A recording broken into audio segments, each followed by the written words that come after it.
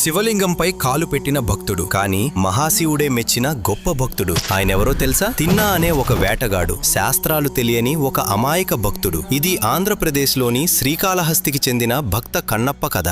ఒకరోజు అడవిలో ఒంటరిగా ఉన్న శివలింగాన్ని చూసి ఇదే నా దేవుడు అని అనుకున్నాడు. ఎవరూ లేరు, చూసుకునేవారే లేరు అని అనుకొని శివుడిని తన దేవుడిగా స్వీకరించాడు. నా దేవుడు ఆకలిగా ఉంటాడు అని భావించి స్వర్ణముఖి నది నుంచి నోట్లో నీరు తీసుకువచ్చి శివలింగాన్ని అభిషేకం చేస్తాడు. తాను వేటాడిన ఉత్తమ మాంసాన్ని నైవేద్యంగా అర్పిస్తాడు. ఉదయాన్నే వచ్చిన పూజారి శివలింగంపై ఉన్న ఎంగిలి చేసిన మాంసపు ముక్కలు చూసి దిగ్భ్రాంతి చెందేవాడు.